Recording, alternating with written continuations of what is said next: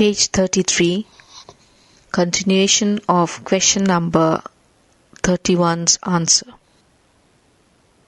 These heroes in their different degrees are, within quotes, evil men intent on evil deeds. They appeal to our sympathy only in misfortune and disaster. In more fortunate circumstances, they run counter to moral laws and excite a mixture of admiration, horror, and even contempt. Close quotes. Tamburlaine is an atheist. Earthly conquest and kinship are his passion. Dr. Faustus pursues knowledge as instrument of power. The Jew of Malta is a Machiavellian villain with his greed and unscrupulousness. The passions and ambitions of these characters absorb our interest, and other characters are shadowy figures. They are not even recognizable beings. His heroes are lonely figures in a world of Lilliputians. A. Nicole remarks, open quotes, this may be, to a certain extent, a characteristic of the Shakespearean tragedy, but always Shakespeare has given more of individuality of his lesser figures than has Marlowe. Horatio, Cassio, Banquo have independent existence, such as Menander and Wagner could have. Close quotes. Marlowe's, with the overmastering central character, makes him indifferent to women. Xenocrate plays a shadowy part. Abigail remains in the background. Helen appears as a vision. The one-man show of the previous plays gives place to interesting and mutually reacting groups or individuals in Edward II. Question number 32. What makes Edward II, in spite of his weakness, such an attractive character? Answer. Edward II, as depicted by Marlowe, has all the unlovable qualities of a degenerate. He is a weak, vacillating and irresponsible king. He is incapable of ruling his country and controlling the barons. He believes that he is entitled to the obedience of the barons by the mere fact of his sovereignty. He is arrogant and imitates the haughty manner of a powerful king. In the conflict with the barons, he boasts and submits alternately, vaunts, and next moment he gives in. He threatens and cajoles the barons. He does not look to the interests of his country. He spends his days in foolish indulgences with his favourites. His infatuation for his favourites annoys the barons and is a mark of his weakness as a ruler. His irresponsibility is rendered flagrant by his wanton indulgences. Edward is a danger to an undeserving Edward is a danger to the country's stability and economy in his free dispensation of offices and wealth to an undeserving commoner. Wailing over Gaveston's departure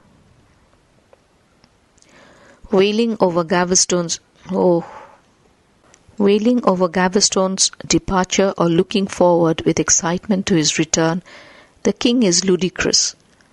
And the husband who flaunts a lover before his wife, making her acceptance of Gaveston the condition for the continuance of their marriage, is utterly despicable.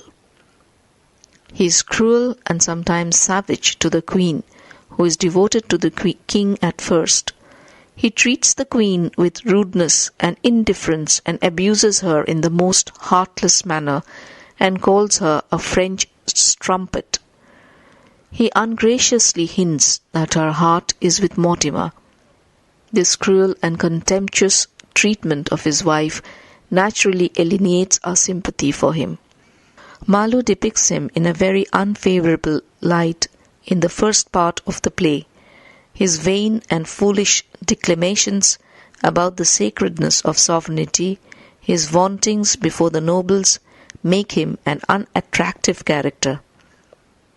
Quote, "Beseems it thee to contradict the king? Frownest thou threat, aspiring Lancaster?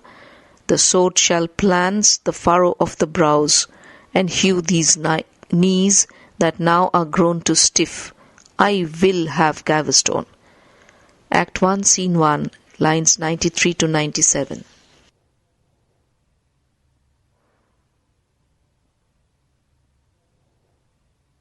Page 34.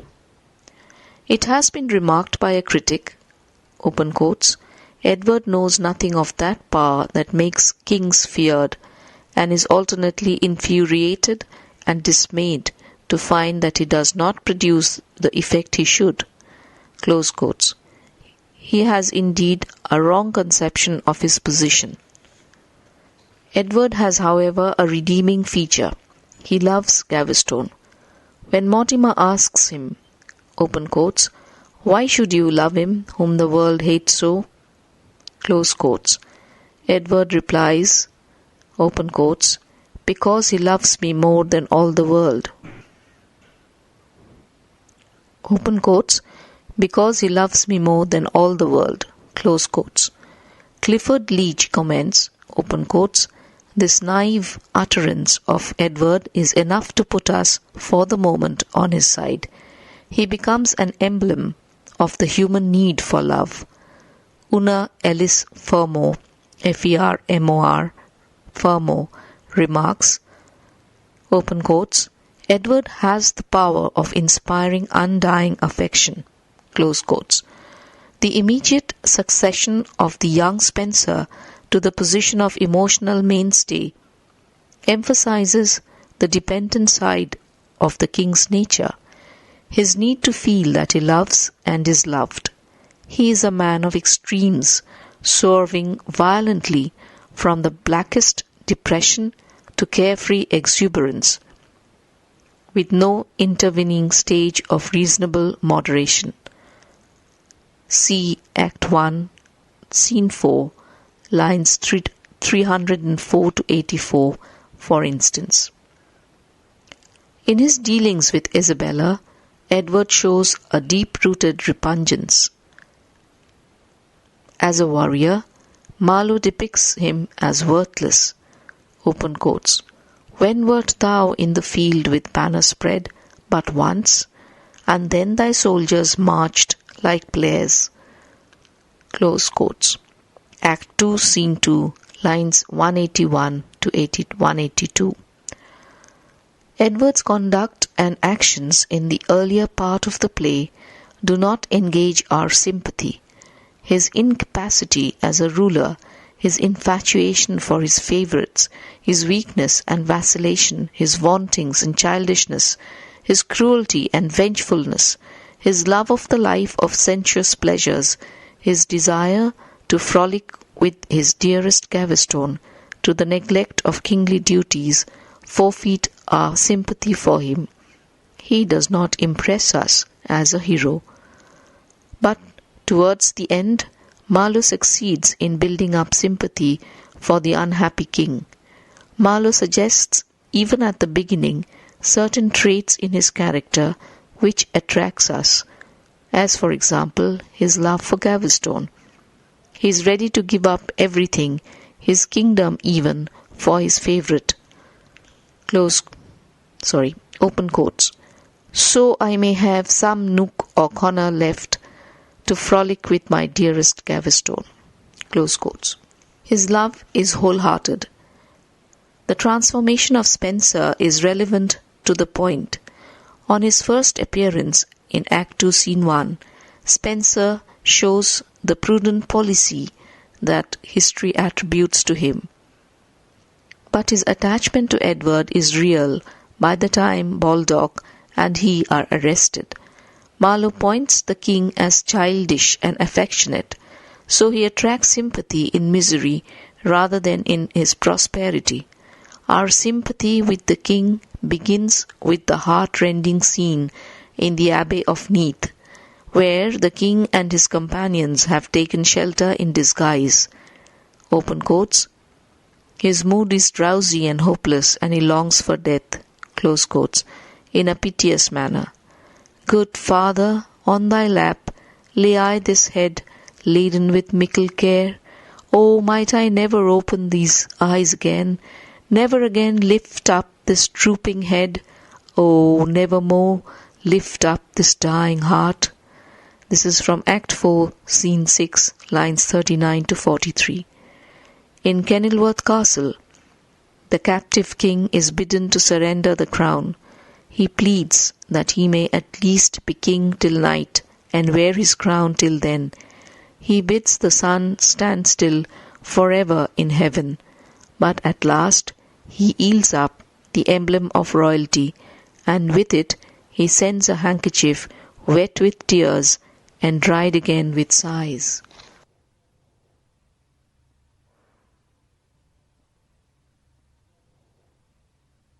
Page 35. Which may move the queen to pity.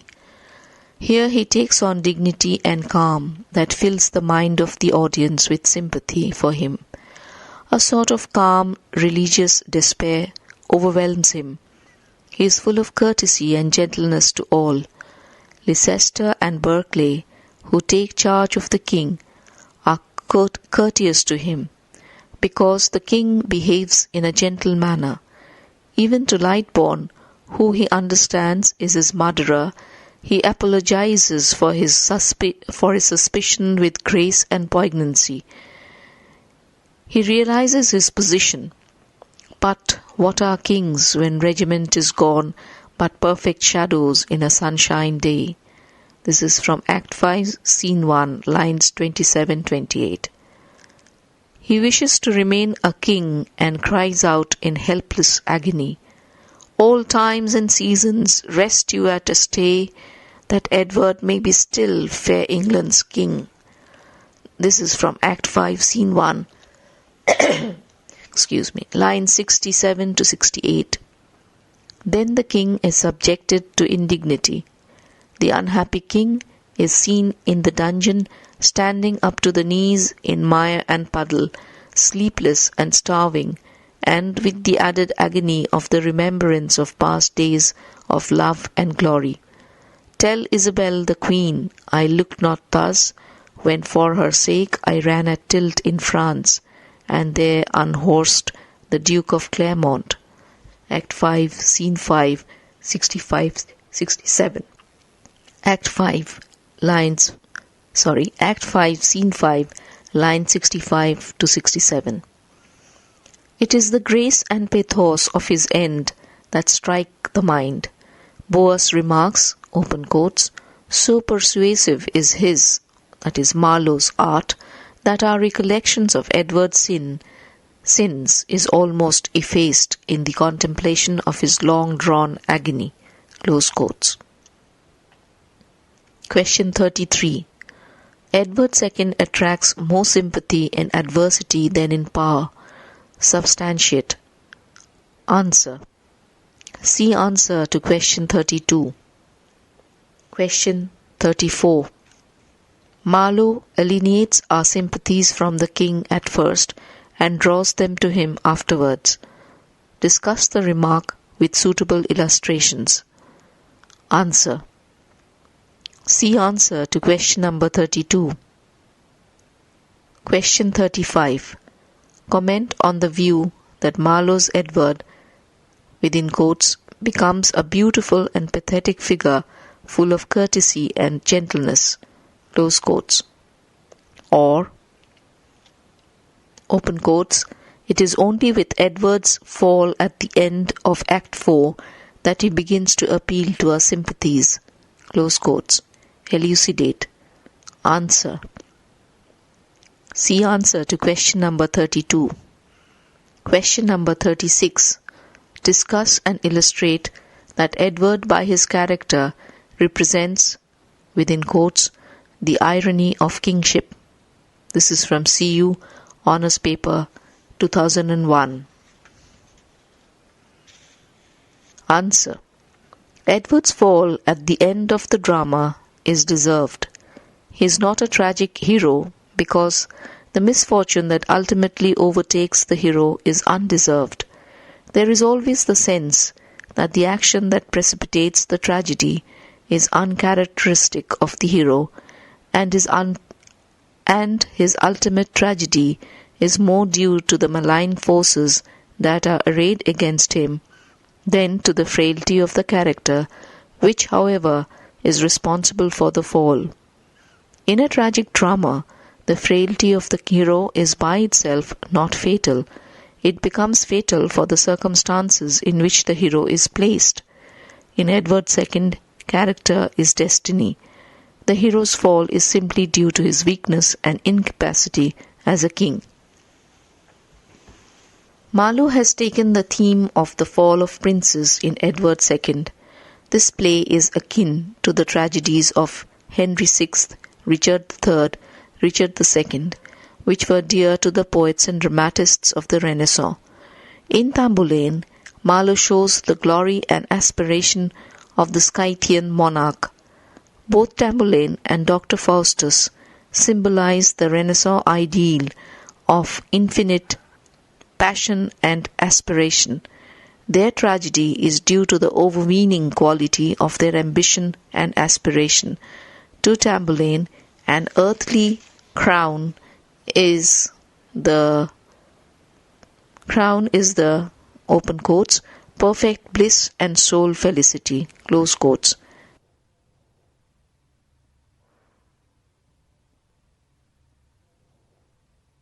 Page 36. To Dr. Faustus, the attainment of sovereign knowledge is the highest felicity. Both are guided by their virtue, virtu, and their ultimate fall brings out their innate glory and grandeur. They are ultimately trounced, but their fall leaves a sense of glory and admiration. They pay the penalty of their vaulting ambition. But in Edward II, Marlowe presents a king who is basically incompetent and irresponsible. Edward laments, "What are kings when regiment is gone, but perfect shadows in a sunshine day?" Act 5, Scene 1, lines 24 to 25. He glories in his sovereignty, but cannot enforce obedience among his nobles. In the early part of the drama, the imbalance in the royalty is clearly revealed. He is weak, vacillating, and self-indulgent. He quarrels with the powerful barons and earls and the clergy for the sake of self-indulgence with his favourites, first Gaveston and then Spencer Jr. He does not show any interest in the welfare of his kingdom. He is given to amusements and frivolities in the company of his favourite Gaveston, and laughs with the Frenchmen of his own with the Frenchmen at his own nobles. He takes delight in the companionship of his favourites. He even goes to the length of desiring to frolic with his sweet Gaveston. He heaps on his favourite gifts and power, and thus infuriates and alienates his nobles, whose support he should have cultivated both for his existence as a king and the welfare of the kingdom. This lack of a sense of proportion, this rejection of values as a king, contribute to his ultimate fall. His foolish declamation to the nobles about the sacredness of sovereignty, about the divine right of kingship, about his inviolable position as king, seem hollow and silly when we see his long career of incompetence and foolishness. It has been rightly observed by a critic that Edward knows nothing of that power that makes kings feared, and is alternately infuriated and dismayed to find that it does not produce the effect he should. Close quotes. He regards the power, the wealth of kingship, as an accidental personal advantage to be used to embellish his private life. He shirks the responsibility of a king and hugs fondly his sovereignty. His favourite Spencer Jr. is vexed with the the weakness of the king and frankly complains, "My lord, pardon my speech. Did you retain your father's magnanimity? Did you regard the honor of your name? You would not suffer thus, your majesty, be counterbuffed of your nobility." This is Act 3, Scene 2, lines 15 to 19. The king's inattentions to the needs of the kingdom and his foolish fondness for Gaveston and later Spencer drive the nobles and the queen to hostility. He does not care that the English possession in Normandy is encroached upon by the King of France. He fails to understand his own needs and power as a king. He subdues the nobles at Boroughbridge and thus weakens his position. He cannot hold his own against the army of Mortimer and Isabella. Thus, to such a king, kingship is an irony. The irony of kingship is writ large in a drama. He falls because of his own incapacity, irresponsibility, and weakness. Edward himself realizes his position. "My nobles rule, I bear the name of king. I wear the crown, but am controlled by them." This is Act 5, Scene 1, lines 28-29. He has to yield up the crown. His heart-rending cry in despair and anguish produces nothing but pity for the unhappy king.